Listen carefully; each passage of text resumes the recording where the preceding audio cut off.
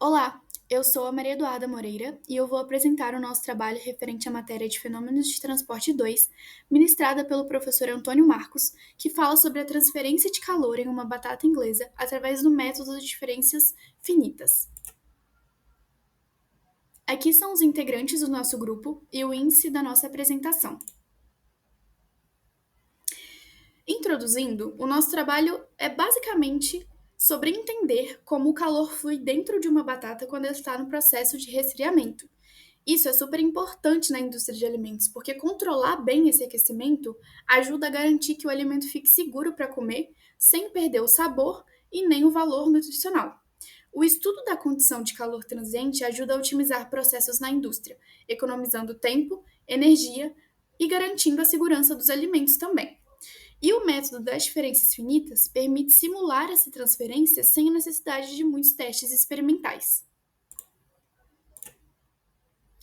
Em resumo, o nosso trabalho tem como objetivo avaliar o resfriamento da batata usando o método de diferenças finitas e comparar os resultados simulados com os experimentais.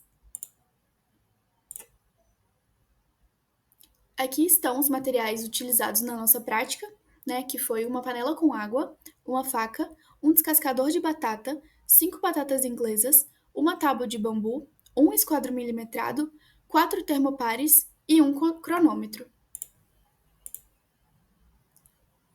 Agora eu vou falar um pouco sobre como foi a nossa metodologia. Primeiro, nós cortamos as batatas em tiras de formato retangular, 9 por 5 centímetros quadrados, que é essa primeira foto. E na segunda foto está a ilustração da malha nodal, que mostra os pontos utilizados para a obtenção das temperaturas e o espaçamento entre eles. Depois, nessa primeira foto do slide, nós cozinhamos a tira de batata em água fervente por 8 minutos.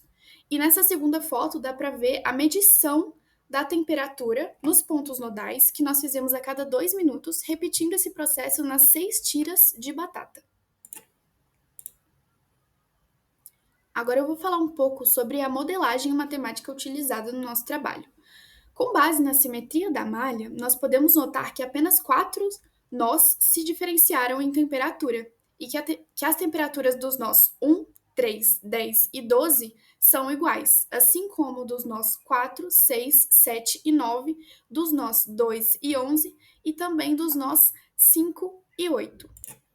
As constantes utilizadas foram essas abaixo, que foram a condutividade térmica da batata, o coeficiente de transferência por convecção, a temperatura ambiente e a difusividade térmica.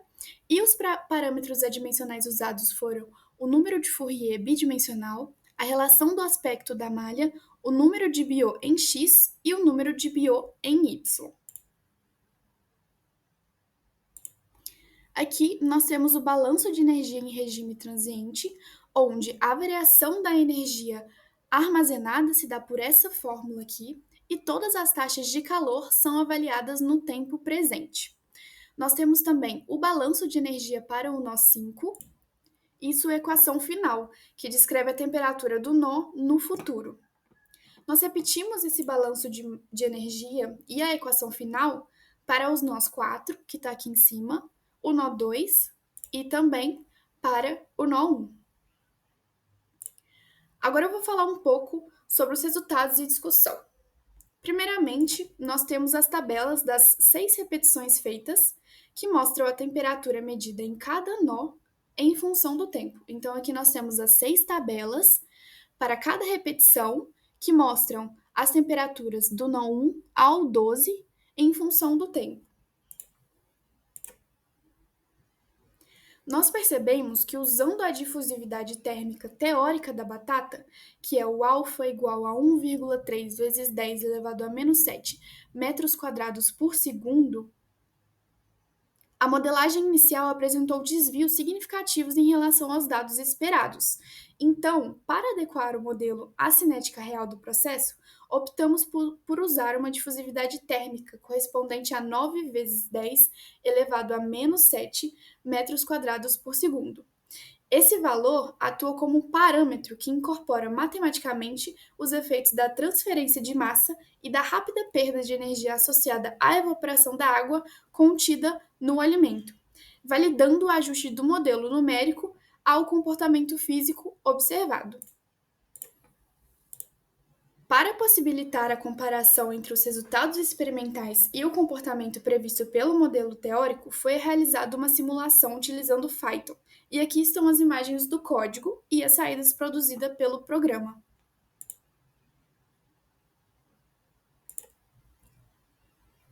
Deu um código bem grande, que deu um total de 200 linhas. Essas tabelas aqui foram geradas pelo programa e reúnem os valores experimentais e previstos pelo modelo para os pontos nodais 1, 2, 4 e 5, que são distribuídos em regiões distintas de geometria, de modo a representar adequadamente a malha. Eles mostram também as 6 repetições feitas.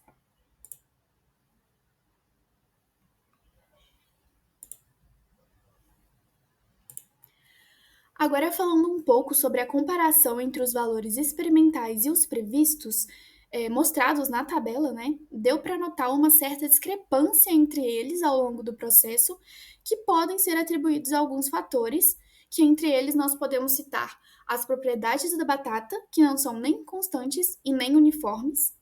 Podemos citar também fatores como teor de água, densidade, condutividade térmica e composição estrutural, que variam significativamente entre batatas de diferentes origens, safras e condições de cultivo. Alterações ocasionadas por aquecimento prévio podem modificar a estrutura celular do alimento, o que influencia diretamente as propriedades térmicas empregadas nos modelos. O corte da batata também, que não pôde ser realizado de forma perfeitamente regular, ao fator humano e aos erros experimentais que são incertos. Outra coisa que pode influenciar nesses erros são as simplificações que nós adotamos nesse trabalho. Nós consideramos a condução bidimensional, sendo que, na verdade, ela ocorre em 3 direções no interior do sólido.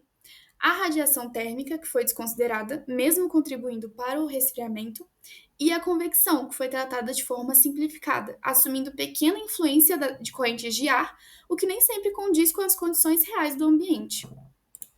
Dessa forma, a soma de todos esses erros e simplificações explicam a discrepância observada entre os resultados.